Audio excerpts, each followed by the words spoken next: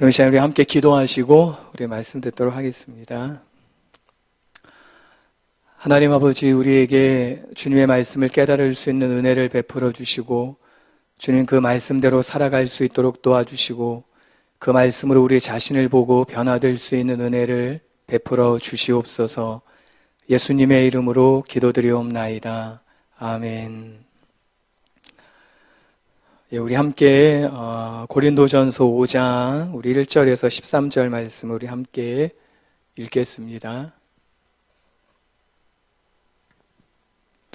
신약성경 고린도전서 5장 1절에서 13절까지의 말씀입니다.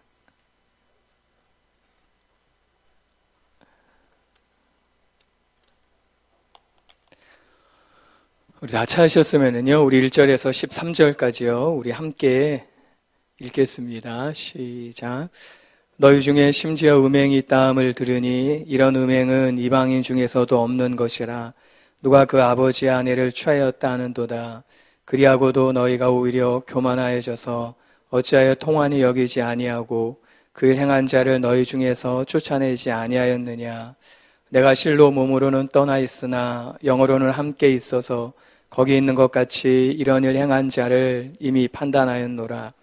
주 예수의 이름으로 너희가 내 영과 함께 모여서 우리 주 예수의 능력으로 이런 자를 사탄에게 내어주었으니 이는 육신은 멸하고 영은 주 예수의 날에 구원을 받게 하려 함이라. 너희가 자랑하는 것이 옳지 아니하도다. 적은 누룩이 온 덩어리에 퍼지는 것을 알지 못하느냐. 너희는 누룩 없는 자인데 새 덩어리가 되기 위하여 묵은 누룩을 내버리라. 우리의 유월절 양 곧 그리스도께서 희생되셨느니라. 이러므로 우리가 명제를 지키되 묵은 누룩으로도 말고 악하고 악에 찬 누룩으로도 말고 누룩이 없이 오직 순전함과 진실함의 떡으로 하자. 내가 너에게 쓴 편지에 음행하는 자들을 사귀지 말라 하였거니와 이 말은 이 세상에 음행하는 자들이나 탐하는 자들이나 속여 빼앗는 자들이나 우상 숭배하는 자들을 도무지 사귀지 말라 하는 것이 아니니 만일 그리하려면 너희가 세상 밖으로 나가야 할 것이라. 이제 내가 너희에게 쓴 것은 만일 어떤 형제라 일컫는 자가 음행하거나 탐욕을 부리거나 우상 숭배를 하거나 모욕하거나 술 취하거나 속여 빼앗거든 사귀지도 말고 그런 자와는 함께 먹지도 말라 함이라. 밖에 있는 사람들을 판단하는 것이야 내게 무슨 상관이 있으리요마는 교회 안에 있는 사람들이야 너희가 판단하지 아니하랴. 밖에 있는 사람들은 하나님이 심판하시려니와 이 악한 사람은 너희 중에서 내쫓으라. 아멘.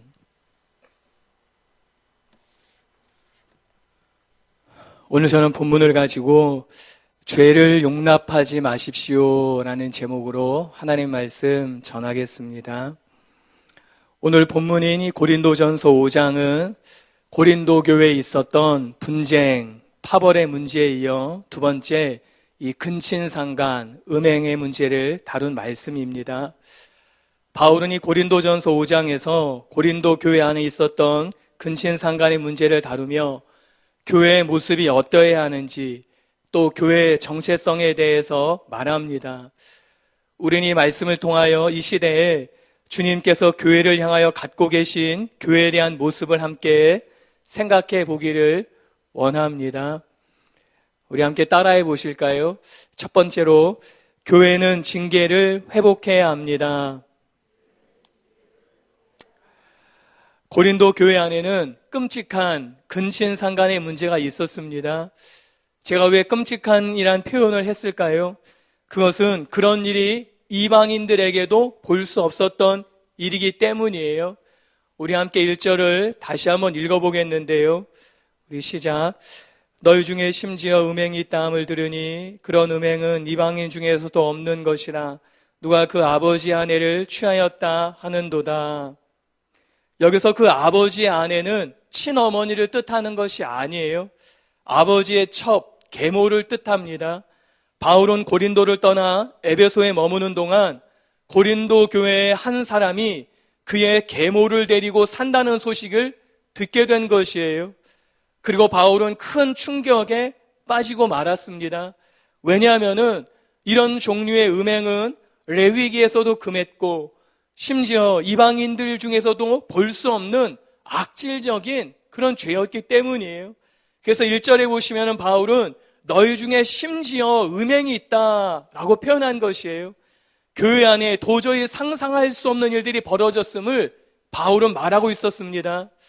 바울은 1절에서 이런 음행을 저지른 남자에게만 책임을 추궁하는 것을 보면은 아마도 그 여자는 아마 그리스도인이 아니었던 것 같습니다. 그런데 사실 바울은 그 남자에게 책임 추궁을 넘어서 2절에 보시면은 그런 일에 대하여 잘못 반응하는 고린도 교회 전체를 꾸짖고 있는 것을 볼 수 있습니다. 우리 2절을 다시 한번 같이 읽겠습니다. 시작. 그리하고도 너희가 오히려 교만하여져서 어찌하여 통한이 여기지 아니하고 그 일 행한 자를 너희 중에서 쫓아내지 아니하였느냐. 사실 바울이 보기에 더 큰 문제는 다른 것이었어요. 바로 고린도 교회의 반응이었습니다. 죄를 지어 죄인이 아니라 죄인이기 때문에 죄를 짓는 인간이 죄를 지은 죄를 본다면은 사실 이것보다 더 큰 죄들이 있을 것이에요.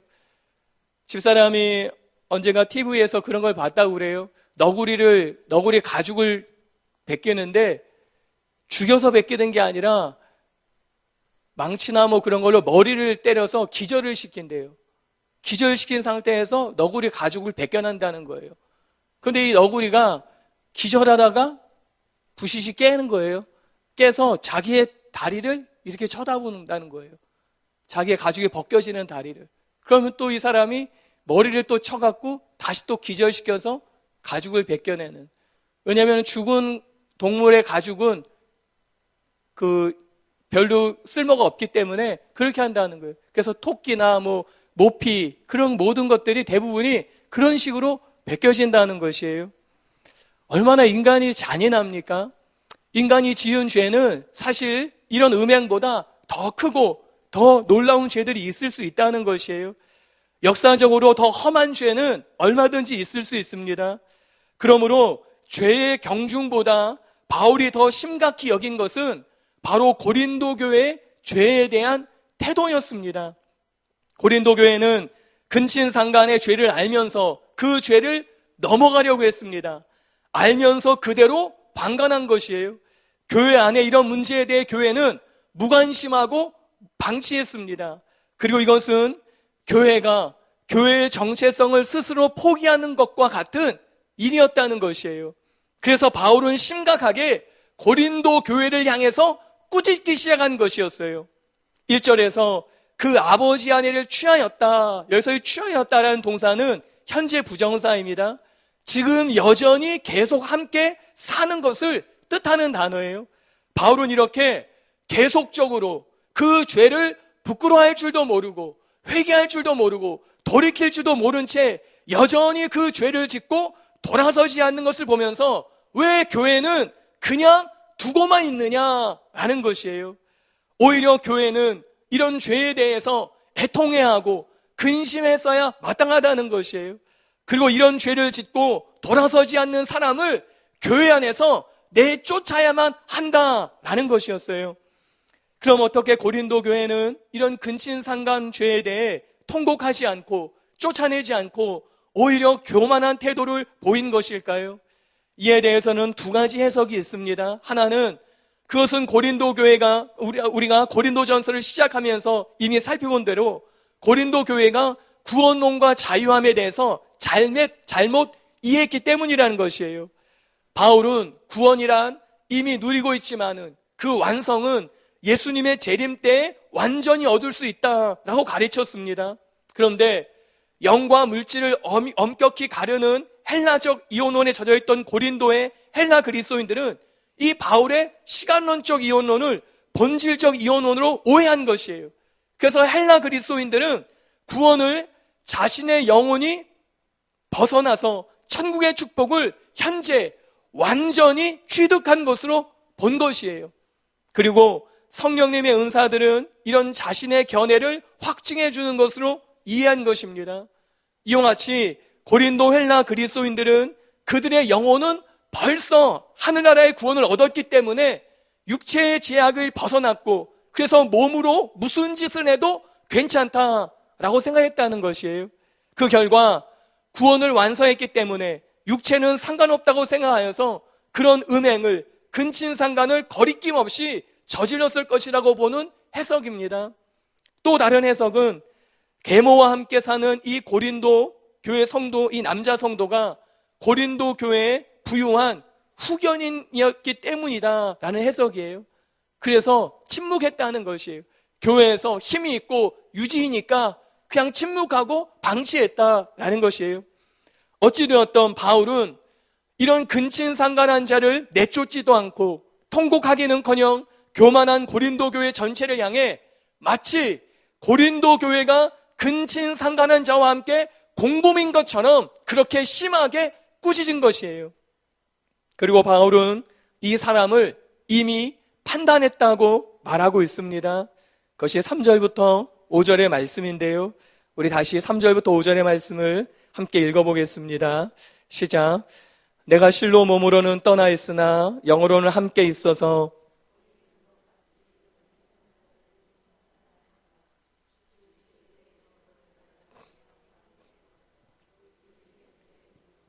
이런 자를 사탄에게 내주었으니 이는 육신은 멸하고 영은 주 예수의 날에 구원을 받게 하려 함이라. 바울은 교회의 정체성 자체에 위협이 되는 상황에서는 아주 단호합니다. 3절에서 바울은 이미 판단했다라고 말해요. 그럼 바울이 이미 판단한 내용은 무엇이에요? 바울이 판단한 내용은 고린도 교회가 주 예수님의 이름으로 여기 편지로 전달되는 자신 바울의 정신과 함께 모여서 그 근친상간한 자, 그 음행한 자를 주 예수 그리스도의 능력으로 사탄에게 넘겨주어야 한다라고 판단했다는 것이에요. 먼저 바울은 여기서 교회의 몇몇 지도자의 독단적 징계가 아니고 또한 교회 지도자에게 문의하지 않은 채 행하는 일반적인 징계도 아니라 교회 지도자와 함께하는 교회 공동체의 결정이 중요하다는 것을 암시하고 있습니다. 바울은 자신의 뜻을 확실히 밝히면서도 일방적으로 고린도 교회 성도들에게 명령한 것이 아니라 온 교회가 함께 모여서 올바른 결정을 집행하도록 부탁하고 있습니다. 그리고 교회의 결정은 단순히 인간들의 결정이 아니라 예수님의 권위 아래서 행하는 것이고 예수님의 능력의 뒷받침을 얻어서 집행한다는 것을 말하고 있어요. 다음에 5절에 보시면은 이런 자를 사탄에게 내주었으니 이는 육신은 멸하고 라는 말씀이 있습니다. 이 고린도전서 5장에서 이 구절을 해석하기가 제일 난해한 그런 구절이라고 그래요. 먼저 성경의 이런 표현, 사탄에게 내주었으니 라는 표현이 흔하지 않기 때문이에요. 이와 같은 말씀이 디모데전서 1장 20절에 나오는데요. 우리 디모데전서 1장 20절을 함께 읽어 보겠습니다. 시작. 그 가운데 후메네오와 알렉산더가 있으니 내가 사탄에게 내준 것은 그들로 훈계를 받아 신성을 모독하지 못하게 하려 함이라. 후메네오와 알렉산더의 배교는 매우 심각한 것이었기 때문에 바울은 그들을 사탄에게 내주었다. 이렇게 디모데전서 1장 20절에 말씀합니다. 이와 같은 사탄에게 내준다라는 이 구절에 대해서 두 가지의 해석이 있어요. 하나는 출교라는 해석이에요.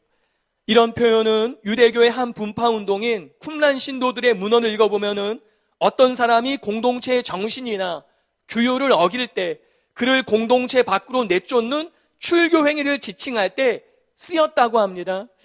또 사탄에게 내주는 것, 이것이 2절에 나오는 너희 중에서 쫓아내지 아니하였느냐라는 말씀과 또 13절에 이 악한 사람은 너희 중에서 내쫓아라 라는 말씀에 따라서 사탄에게 내주는 것과 교회에서 쫓아내는 것을 동일한 의미로 본 것이에요. 더욱이 세상은 사탄의 나라이기 때문에 사람을 교회 밖으로 내쫓는다는 것은 그를 그리스도의 나라인 교회에서 사탄의 나라인 세상으로 쫓아내는 것이기 때문에 사탄에게 내어준다는 표현은 출교를 묘사하는 것으로 볼 수 있다는 것이에요. 김세훈 박사님도 이 말씀은 출교를 뜻하는 것으로 예수님의 주권 아래 있는 교회에서 사탄이 주권을 행사하는 세상으로 몰아내는 것으로 말하고 있습니다. 그리고 또 다른 해석은 출교 이상을 의미한다는 해석이에요. 출교를 넘어선 의미가 있다는 것이에요. 그것은 사탄에게 내준다는 구절 바로 다음에 나오는 육신은 멸하고 라는 표현 때문에 그렇게 해석합니다. 단순히 출교가 사람의 육신을 멸할 수는 없기 때문이에요. 교회에서 쫓아냈다고 그 사람의 육신이 멸해지는 것은 아니라는 것이에요. 그러므로 이것은 출교를 통하여서 사탄의 영향력 안에 거하며 죄로 말미암는 질병과 같은 고난을 받는 의미로 보는 것이에요. 이 두 번째 해석이 보다 자연스러운 해석입니다.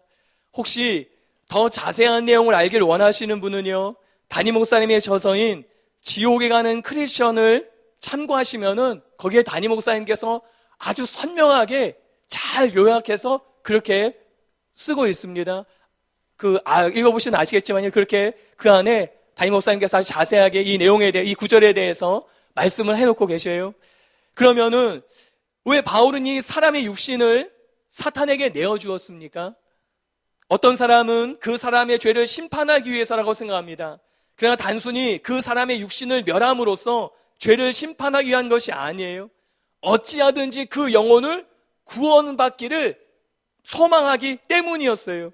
그것이 5절 하반절에 보면 알 수 있는데요.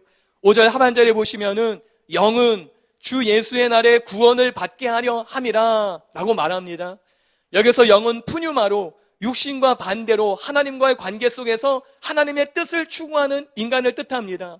그러므로 이것은 세상으로 살아가는 것을 버리고 회개를 통해서 하나님의 뜻을 따라 사는 사람의 최종적인 구원을 의미하는 것이에요. 이와 같이 사탄에게 그 근친상간한 자, 음행한 자를 넘겨주는 이 출교는 궁극적으로 그의 구원을 소망하는 것을 담고 있다는 것이에요. 그러므로 가장 심각해 보이는 징계나 할지라도 징계의 목적은 심판이 아니라 회개할 기회를 주는 데 의미가 있다는 것이에요. 교회의 징계는 단순히 악한 자를 미워하고 대적하고 내쫓는 것이 아니라 그 영혼에 대한 진정한 사랑의 표현이라는 것이에요. 잠언 13장 24절에 매를 아끼는 자는 그의 자식을 미워함이라 자식을 사랑하는 자는 근실이 징계하느니라 라는 말씀이 있습니다. 이 말씀은 가정에서 육신의 자녀들에게 해당되는 진리예요. 그러나 또한 교회도 가정이지 않습니까? 그래서 영의 자녀들에게도 동일하게 적용할 수 있는 말씀이에요. 자신의 자녀를 징계하지 않는 자는 진심으로 자녀를 사랑하는 자가 아닌 것처럼 성도들을 징계하지 않는 목회자 역시 진정으로 성도들을 사랑하는 사람이 아니라는 것이에요. 어느 부모가 자신의 자녀가 탈선한 것을 보면서 무책임하게 방관하는 부모가 어디 있겠습니까? 내 자녀가 잘못된 것을 하는 것을 뻔히 알면서도 괜찮아, 눈 감아주는 부모가 어디 있겠어요?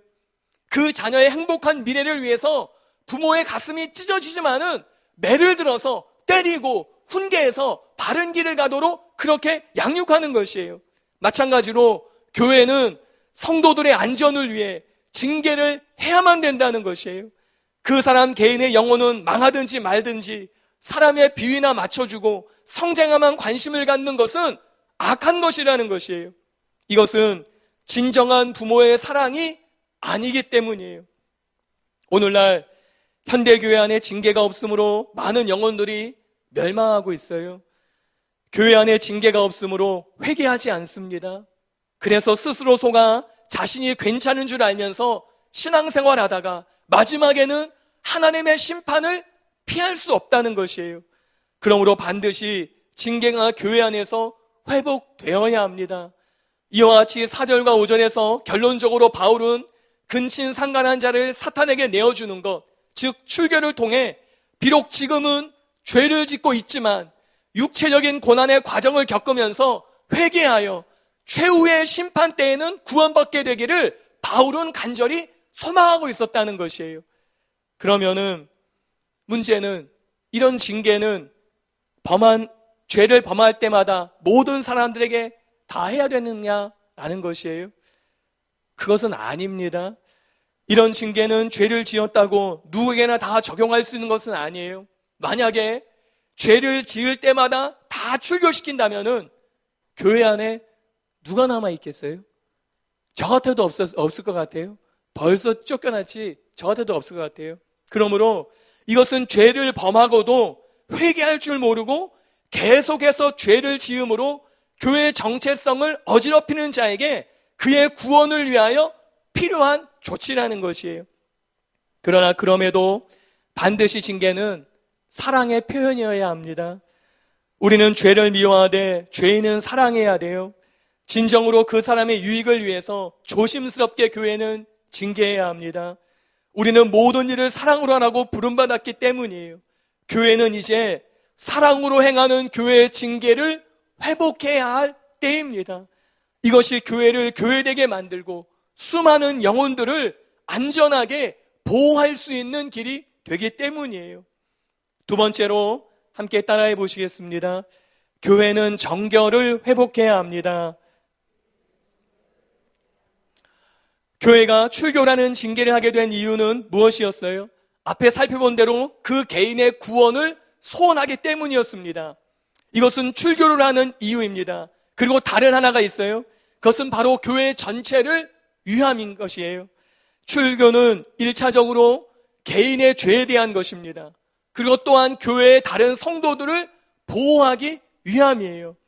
6절을 다시 한번 함께 읽어보겠습니다. 시작. 너희가 자랑하는 것이 옳지 아니하도다.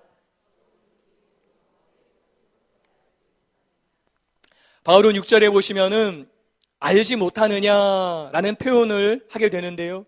이 바울이 알지 못하느냐는 표현을 고린도전서에 보시면은 모두 10번을 반복해서 말합니다. 바울은 이 표현을 고린도 교회가 당연히 알고 있어야 하는 내용을 확인하는데 사용하는 것이에요. 그러니까 너희들이 알고 있지 않느냐? 아는 내용 아니냐? 아는 사실 아니냐? 그것을 확인하기 위해서 이 표현을 쓴 것이에요. 먼저 바울은 6절에서 너희가 자랑하는 것이 옳지 않다라고 말하면서 근친상간한 사람으로 인해서 하나님과의 관계가 훼손되고 교회 전체가 더럽혀진 것에 아랑곳하지 않고 교만과 자랑에 빠져있는 고린도 교회를 꾸짖습니다. 여기서 이 구절의 의미가 첫째, 고린도 교회가 성도에 지은 죄가 근친상간의 행위에도 불구하고 자랑한다는 것인지, 아니면은 둘째, 오히려 그 근친상간 행위 때문에 더 자랑하고 있다는 것인지 바울이 뜻하는 바를 파악하기가 쉽지는 않습니다. 그러나 결국 둘 중에 어느 쪽을 의도했던지 간에 바울이 분명히 말하고 싶은 것은 교회가 성도들의 행실에 대해 책임이 있다는 것이에요. 그리고 성도들의 행실은 교회 전체의 삶에 영향을 미친다는 것을 주장하고 있는 것이에요. 바울은 나중에 고린도전서 12장에서 그리스도의 몸의 이미지를 사용하여 이 진리를 설명하게 될 것이에요. 지금은 이 단락에서 바울은 단지 교회의 집단 책임의 실제를 꺼내놓고 말하는 것이에요. 그리고 바울은 6절에서 적은 누룩이 온 덩어리에 퍼지는 것을 알지 못하느냐라고 말합니다. 이것은 갈라디아서 5장 9절에서 거의 문자적으로 동일하게 나오고 있는데요. 갈라디아서 5장 9절에 보시면은 적은 누룩이 온 덩이에 퍼지느니라 라고 말씀해요. 학자들은 아마도 이 내용은 일종의 격언이나 속담처럼 사용되는 말이었을 것으로 봅니다. 누룩은 성경에 보시면은 두 가지 의미로 쓰였습니다. 하나는 교훈의 의미가 있고 하나는 죄의 의미가 있어요. 여기서 바울이 말한 누룩은 죄의 의미를 말하고 있는 것이에요. 바울은 이 말을 통해서 한 사람의 죄가 교회 전체에 어떻게 영향을 미치는가를 고린도 교회 또 알고 있는 사실이라는 것을 확인한 것이에요. 그리고 이것이 바로 교회의 징계가 필요하다는 이유입니다. 그러면서 바울은 7절과 8절에서 유월절의 제의식을 비유로 들면서 징계를 통한 교회의 거룩과 순결에 대한 실제적인 권고를 고린도 교회에 말하기 시작합니다. 우리 7절을 다시 한번 함께 읽겠습니다. 시작. 너희는 누룩 없는 자인데 새 덩어리가 되기 위하여 묵은 누룩을 내버리라. 우리의 유월절 양 곧 그리스도께서 희생되셨느니라. 여기 7절에 보시면 바울은 유대인들이 유월절의 누룩을 제거해서 집안을 깨끗하게 하는 것을 고린도 교회 성도들의 도덕적 순결성 회복을 위한 상징으로 쓰고 있습니다. 그러면서 새 덩어리가 되기 위해 묵은 누룩을 내버려라 라고 명령하고 있어요. 다시 말씀드려서 바울은 고린도 교회 성도들에게 모든 죄악을 제거하고 순결해져야 하는 것을 명령하고 있는 것이에요. 바울이 이렇게 명령하는 이유가 무엇이에요? 바울은 왜 교회에서 묵은 누룩, 이 죄악을 다 제거해버리라고 명령할 수 있었습니까? 여기에 대해서 두 가지의 이유가 있습니다. 하나는 너희는 누룩 없는 자인데 라는 말씀이에요. 고린도 교회 성도들이 예수님의 대속의 죽음으로 이미 깨끗하게 되었기 때문이라는 것이에요. 바울은 우리가 누룩 없는 자가 되어야 한다라고 말하지 않습니다. 누룩 없는 자다라고 말하는 것이에요. 이러한 표현은 성도들이 새로운 피조물이 되었다는 것을 뜻합니다. 그러므로 예수님께서 이루어 놓으신 그 거룩함, 깨끗함을 이루라고 명령하는 것이에요. 우리는 이미 구원을 받았습니다. 그러나 아직 사탄의 유혹은 있습니다. 그러므로 구원을 이루어가라고 명령하는 것이에요.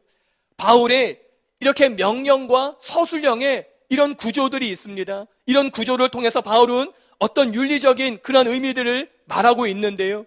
이런 명령형과 이런 서술형, 묵은 누룩을 내버려라 라는 명령과 너희는 누룩 없는 자다 라는 서술형을 통해서 바울은 이 윤리적인 근본 구조를 말하고 있습니다.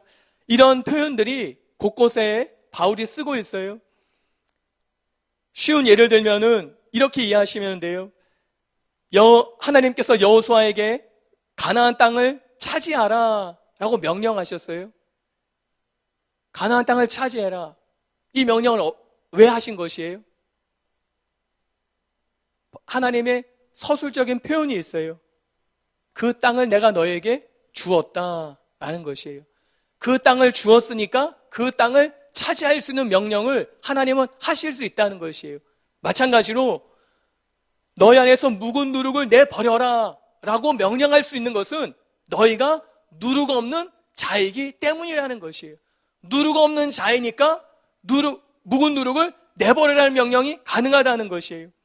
그리고 고린도 교회 성도들이 그들의 공동체로부터 묵은 누룩을 내버리라는 명령을 말할 수 있었던 또 하나의 이유는 우리의 유월절 양 그리스도께서 희생되셨기 때문이라는 것이에요. 이 부분에 대해서는 다음 8절과 함께 조금 더 자세히 살펴보도록 하겠는데요. 우리 8절을 다시 한번 읽어보겠습니다. 시작. 이러므로 우리가 명절을 지키되 묵은 누룩도 말고 악하고 악에 찬 누룩도 말고 누룩 없이 오직 순전함과 진실함의 떡으로 하자. 7절에서 바울은 예수님께서 유월절에 어린 양이 되셔서 희생되셨으니 누룩을 제거하라고 명령하였습니다. 즉 교회 공동체에서 죄를 제거하라는 것이에요. 그리고 이것은 구약의 유월절에 했던 의식을 말하는 것이에요. 출애굽기에 보시면은 유월절에 양을 잡습니다. 그리고 유월절 첫날에 집안에 있는 누룩들을 다 제거합니다.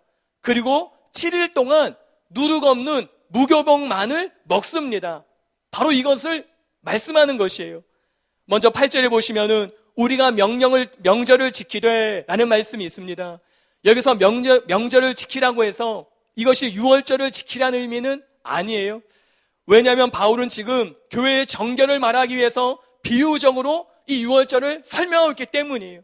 이미 예수님께서는 유월절의 희생제물이 되셨습니다. 그러므로 벌써 유월절은 시작된 것이에요. 이것은 다른 말로 그리스도의 속죄의 제사 후에 그리스도인들은 그 제사를 이룬 유월절의 구원의 축제 속에 산다는 것을 뜻하는 것이에요. 이제 우리가 해야 되는 것은 무엇이에요?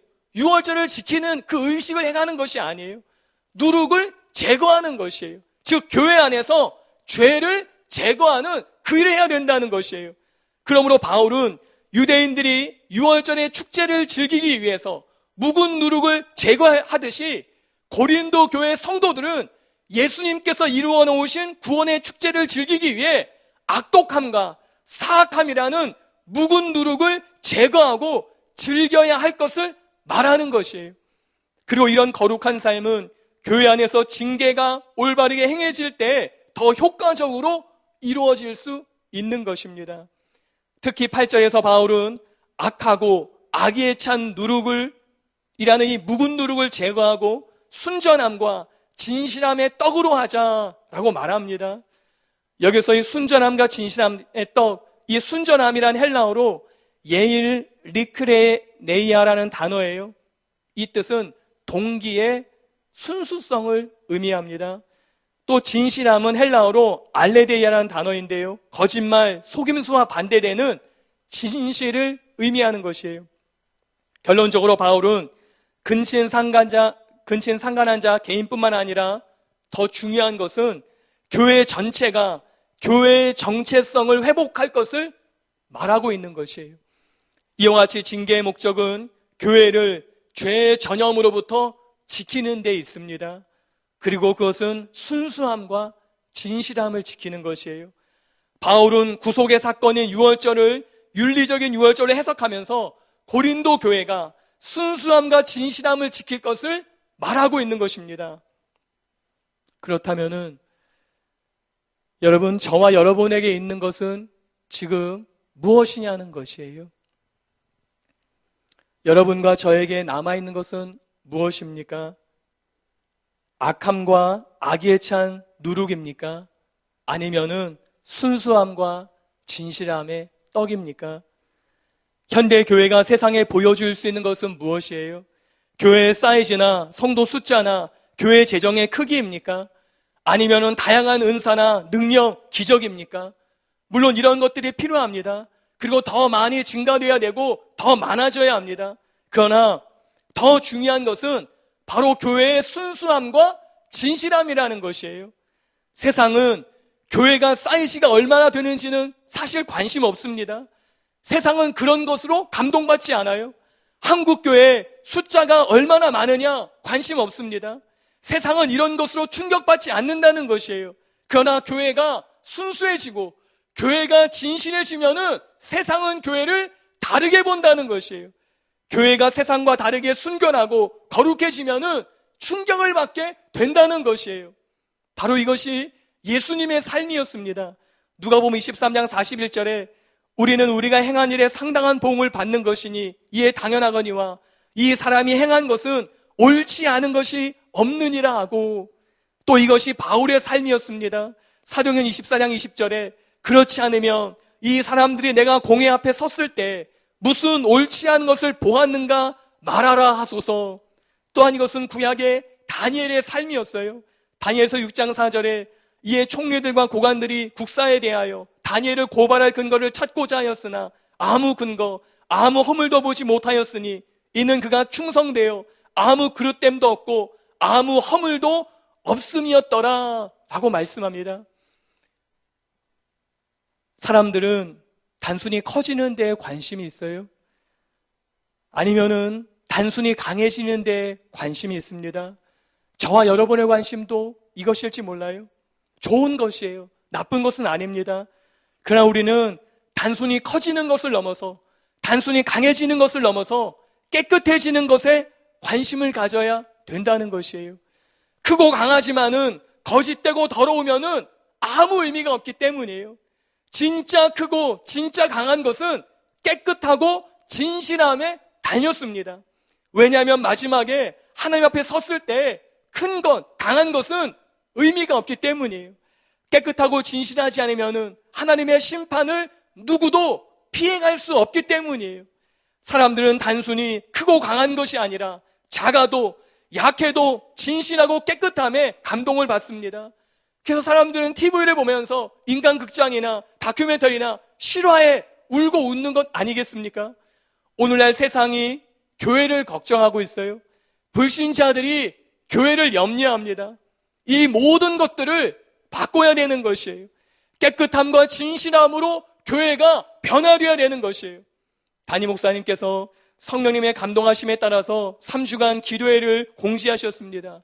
그리고 지금 우리는 함께 기도하고 있어요. 나라와 교회와 개인을 위해서 기도하고 있습니다.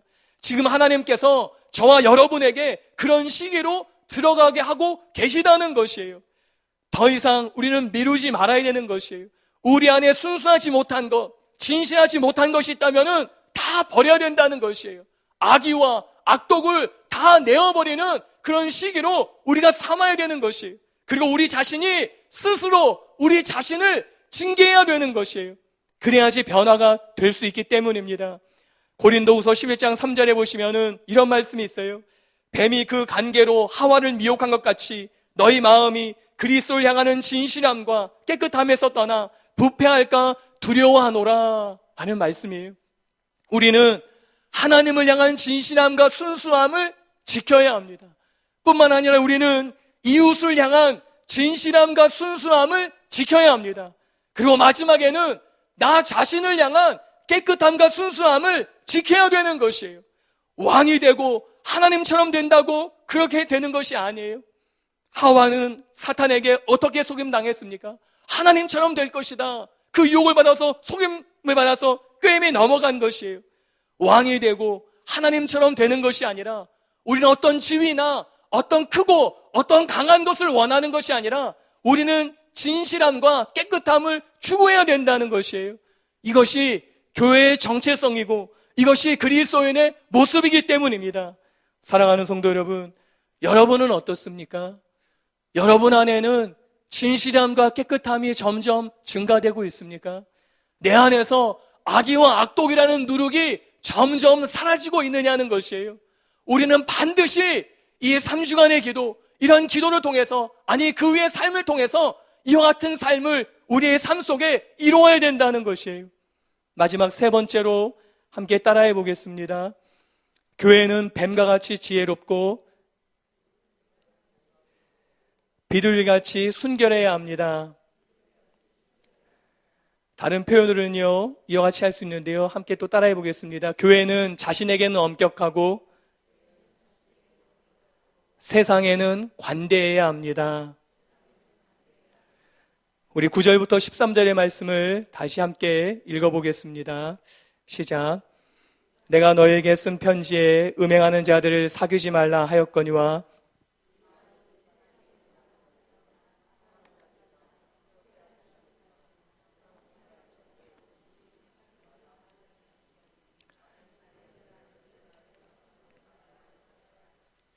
이제 내가 너에게 쓴 것은 만일 어떤 형제나 일컫는 자가 음행하거나 탐욕을 부리거나 우상숭배를 하거나 모욕하거나 술 취하거나 속여 빼앗거든 사귀지도 말고 그런 자와는 함께 먹지도 말라 함이라.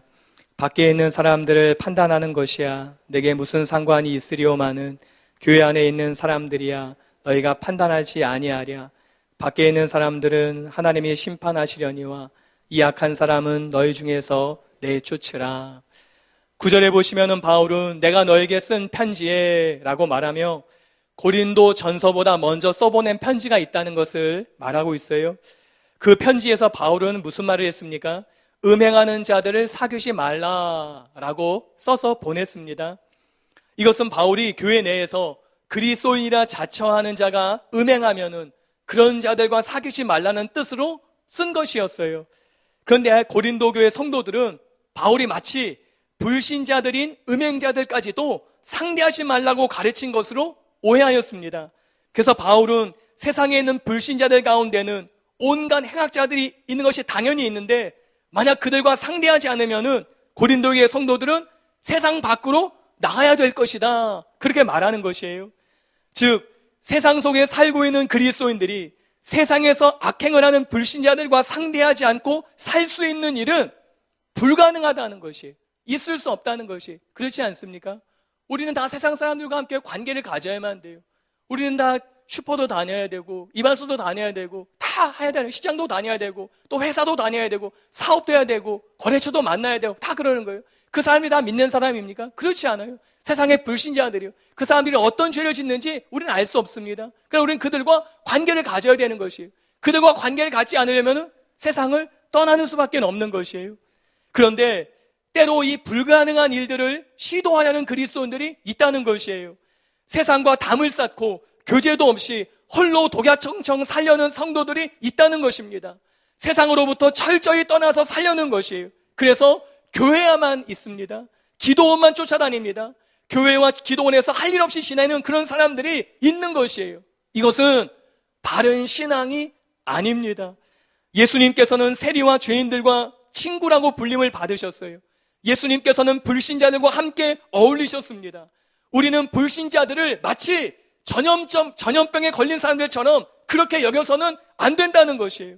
우리는 그들에게 친구가 되어줘야 합니다. 그리고 그들을 궁극적으로는 진리로 이끄는 통로들이 돼야 되는 것이에요. 반면에 교회에서 쫓아내야 하는 그런 타락한 사람들과는 죽이 맞아서 친하게 지내려고 하고 정작 친구가 되어줘야 할 불신자들을 멀리한다면은 이것은 바른 것이 아니에요. 그런데 교회 안에 그런 사람들이 있다는 것이에요. 분명 믿는 사람인데 계속적인 죄를 지어요. 타락한 성도들과 죽이 맞아서 그들과 입을 맞추면서 그렇게 지내는 사람들이 있어요. 그래서 교회 안에서 많은 문제를 일으킵니다. 이것은 바른 것이 아니에요. 여러분, 불신자들과 먼저 좋은 관계를 맺으실 수 있게 되길 바랍니다. 같이 밥 먹고 같이 간식도 나누고 좋은 경치도 구경 가고 그러면서 이슬비에 옷 젖는 줄 모른다고 서서히 변화시키실 수 있게 되길 바랍니다. 몇 주 전인가요? 화요 기도회 때 이혜윤 국회의원의 간증을 저희들이 함께 보았습니다. 동영상으로 보았어요. 거기서 저희들이 들어서 알지 않습니까? 이슬람은 영국의 이슬람 포교하기 위해서 그 어려운 그리고 가난한 돈 없는 사람들을 금요일마다 초대해갖고 파티를 열어준다고 그러지 않아요? 그래서 파티를 열어주고 계속 파티를 열어주고 그러면서 이슬람을 포교한다고 그러지 않습니까? 그들도 하는 것을 왜 우리라고 못하겠어요? 시도하실 수 있게 되길 바랍니다. 이슬람은 그렇게 포교한 이후에 그 나라에 폭탄을 들고 들어가서 테러합니다. 우리는 복음이라는 폭탄을 들고 그들에게 가야 되는 것이에요. 그 결과 이슬람은 사람들의 인명을 살상하지만은 우리는 복음을 통해서 생명을 주는 것이에요. 이슬람의 마지막은 지옥이지만은 우리의 끝은 천국으로 인도하게 될 것이에요. 그래서 우리는 불신자들과 함께 친하게 지내고 가까이 지낼 수 있는 것이에요. 이렇게 우리 믿는 성도들과 함께 교제하고 예배하고 사귀지만은 우리는 또한 세상으로 나아가야 된다는 것이에요. 어떤 신학자는 조금 과격하게 예배드리느라 세상을 구원하는 것을 잊었다면은 우리는 예배를 줄이고 세상으로 나아가야 한다라고까지 말했어요. 예배를 드리느라고 세상에 전도할 수 있는 시간이 부족하다면은 예배를 줄이고 세상에 나가야 된다. 그렇게까지 심하게 극단적으로 말한 것이에요. 그만큼 세상과 담을 쌓고 살지 말고 세상을 복음하기 위해서 살아야 된다는 것이에요. 우리는 은혜 받고 변화되어 세상으로 들어가야 합니다. 그래서 세상의 소금과 빛이 반드시 되어야 합니다. 그러면은 그 일을 어떻게 할 수 있습니까? 우리는 10절에 보시면은 세상에 음행하는 자들이나 탐하는 자들이나 속여 빼앗는 자들이나 우상 숭배하는 자들 도무지 사귀지 말라는 것이 아니라는 이 말씀을 이해하려면은 두 가지를 알아야 돼요. 하나는 사회적인 교류는 해야 된다는 것. 그리고 두 번째, 교회 안에서의 교제, 이 둘 사이의 차이를 알아야 된다는 것이에요. 바울은 세상에 음행하는 자나 탐하는 자나 속여 빼앗는 자, 우상 숭배자들과 도무지 사귀지 말라고 말하지 않았습니다. 바울이 금한 것은 무엇이에요? 바울이 금한 것은 불신자들과의 관계, 그것을 금한 것이 아니에요. 그럼 우리는 세상을 떠날 수밖에 없어요. 그것을 금한 것이 아닙니다. 바울이 금한 것은 그것이 아니에요. 바울이 금한 것은 교회 안에서 성도라고 하지만은 계속적인 죄를 짓고 있는 그 사람들과의 교제를 금한 것이에요. 바울이 본문에서 금한 것은 불신자와의 사회적인 교류가 아니라 그리스도인 중 타락한 자의 교제입니다. 왜냐하면은 타락한 성도들과의 밀접한 교제는 우리의 인격이나 행동에 깊은 영향을 끼치기 때문이에요. 불신자들과 함께 관계를 가졌다고 교류한다고 영향받는 것이 아니에요. 그런데 믿는다고 하면서 범죄하는 자들, 믿는다고 하면서 타락한 자들과 우리가 함께 교제를 나눈다면은 그 교제는 단순히 거래의 교제가 아니기 때문에, 사무적인 교제가 아니기 때문에, 마음을 나누고 생각을 나누는 교제이기 때문에 영향을 받는다는 것이에요. 그래서 적은 누룩이 온 덩어리에 퍼지는 것처럼 그렇게 영향을 받을 수밖에 없다는 것이에요. 그래서 바울은 그 교제를 금한 것이에요. 그러므로 우리는 계속적인 죄를 짓고도 회개하지 않는 성도들과 일체의 교류를 삼가해야 합니다. 오히려 타락한 성도들과 교제하지 않으므로 그들에게 자신을 돌아보고 회개할 기회를 주어야 합니다. 그리고 나 자신은 같은 죄에 물들지 않도록 타락한 성도들과의 교제를 금해서 스스로 나 자신을 지켜야 되는 것이에요. 우리는 바울의 이 말씀을 들으면서 마음속에 생각할지 몰라요. 그렇다면은 내가 누구와 사귀지 말아야 될까? 그렇게 생각하는 분이 계실지 모르겠어요. 우리 큰믿음 교회는 그렇게 생각할 사람이 거의 없습니다. 거의 없다고 보시면은 정답일 거예요. 우리는 내가 이제 누구와 사귀지 말아야 되지? 그것을 떠올리기 전에 나는 사귀기에 안전한 사람인가? 그 생각을 먼저 떠올려야 합니다. 여러분, 과연 나는 어떤 사람이냐는 것이에요. 나는 가까이 하기에 안심할 수 있는 사람입니까? 혹시 교회 안에서 내가 사귀기를 멀리해야 하는 그런 사람이 나 자신은 아니냐는 것이에요. 내가 함께 교제할 수 없는 그 사람은 아니냐는 것이에요. 혹시 그렇다면은 우리는 돌아서야 되는 것이에요. 왜냐하면 정도는 다르지만 내 안에도 이런 모습이 얼마든지 있을 수 있기 때문이에요. 우린 아직도 내 안에 끊어버리지 못한 죄가 있다면은 하루속히 그 죄와 이별해야 합니다. 죄와 이별할 때 우리는 진짜 행복할 수 있기 때문이에요. 만약 우리가 죄와 이별하지 않으면은 주님께서 우리와 이별하실 것이에요. 우리는 13절에서 바울이 너희 중에서 내쫓으라 라는 말을 통해서 교회의 거룩과 순교를 향한 주님의 간절한 음성을 들을 수 있어야 합니다. 그리고 교회 안에서 징계뿐만 아니라 우리 모두가 스스로 내아 있는 죄를 내어 쫓는 바로 그 결단을 해야만 되는 것이에요. 예수님은 복음서에 보시면은 제자들을 세상에 파송하면서 이렇게 말씀하셨어요. 마태복음 10장 16절에 보라, 내가 너희를 보냄이 양을 이리 가운데로 보냄과 같도다. 그러므로 너희는 뱀같이 지혜롭고 비둘기같이 순결하라 하는 것이에요. 믿지 않는 사람들, 불신자들과의 관계 속에서 우리는 뱀처럼 지혜로울 필요가 있습니다. 그러나 나 자신에 대해서는 어떻습니까? 비둘기같이 반드시 순결해야 된다는 것이. 그래서 예수님이 말씀하신 지혜롭고 순결한 주님의 제자들이 되어야만 된다는 것이에요. 결론을 말씀드리겠습니다. 바울은 고린도 교회가 근친상간한 사람을 쫓아내지 않았느냐라는 책망을 2절에 하였습니다. 그리고 그런 타락한 성도들과는 11절에 보시면은 사귀지도 말고 함께 먹지도 말라라고 말해요. 그리고 마지막에는 13절에 보시면은 그런 사람은 너희 중에서 내어 쫓으라 라고 아주 강력한 조치를 명합니다. 어쩌면은요, 이해하기 힘든 말씀일지도 모릅니다.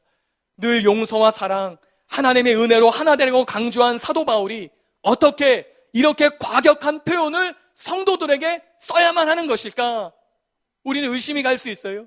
도대체 그 이유가 무엇일까?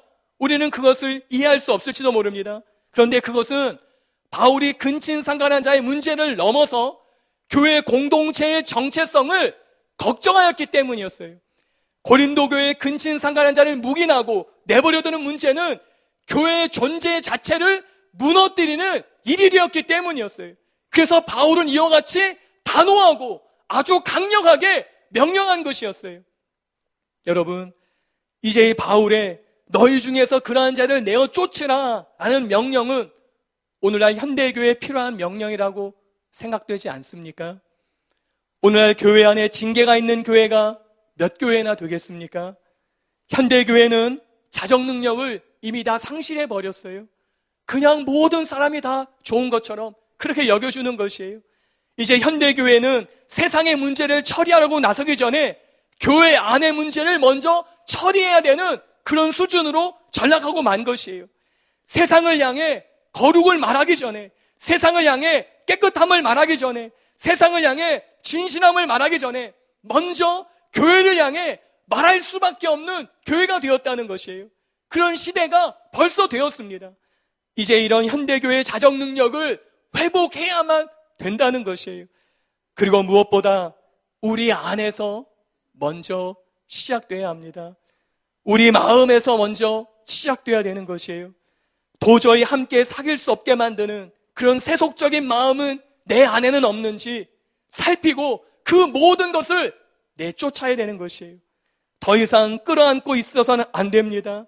아직도 끌어안고 내버리지 못하는 그 악한 누룩은 무엇입니까? 그것을 다 쫓아내버려야 되는 것이에요. 에베소서 5장 3절에 보시면은 바울은 이렇게 말합니다. 음행과 온갖 더러운 것과 탐욕은 너희 중에서 그 이름조차도 부르지 말라. 이는 성도에게 마땅한 바니라. 여기서 바울은 이름이라도 부르지 말라고 말하고 있어요. 지금 죄에 대해 분명한 선을 그으라는 것이에요. 바울은 교회의 정체성을 훼손하는 죄에 대해서 조금도 한 발자국도 양보하지 않습니다. 왜 그렇습니까? 담임 목사님께서 지난 오전 중복 때 말씀하신 것처럼 진짜 무서운 것은 다른 어떤 것이 아니라 바로 죄이기 때문이에요. 우리에게 정말 무서운 것은, 교회에 정말 무서운 것은 귀신이나 사탄이나 질병도 아니라 우리 안에 있는 죄이기 때문입니다. 끊지 못하고 가지고 있는 그 죄가 바로 교회 성도들과 교회의 가장 무서운 것이라는 것이에요. 그리고 이 죄라는 질병이 교회 안에서 전염되는 것이 가장 치명적인 것입니다. 그러므로 우리는 죄를 경계해야 합니다. 그리고 죄가 우리의 영혼의 건강과 생명에 가장 위협적이라는 것을 깊이 인식해야만 돼요. 여러분, 고린도 교회가 근친 상간한 자를 방치한 것처럼 혹시 내 안에 방치해두고 있는, 그대로 머물두고 있는 그 죄는 있지 않습니까?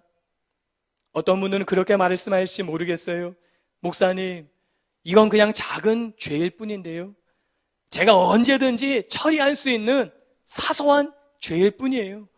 또 이 정도는 세상 사람이라면 누구나 할 수 있는 그런 것이에요 라고 생각하실 분이 계실지 모르겠어요. 그러나 혹시 그런 분이 계시다면 적은 누룩이 온 덩어리에 퍼지는 것을 알지 못하느냐라고 말씀하는 오늘 본문의 고린도전서 5장 6절의 말씀을 기억하셔야 되는 것이에요. 그리고 지금 우리는 그 작은 누룩을 도려내야만 합니다. 오늘 우리 모두에게 이 은혜가 임하게 되시기를 예수님의 이름으로 축복합니다. 우리 들은 말씀을 기억하시면서 함께 통성으로 기도드리겠습니다.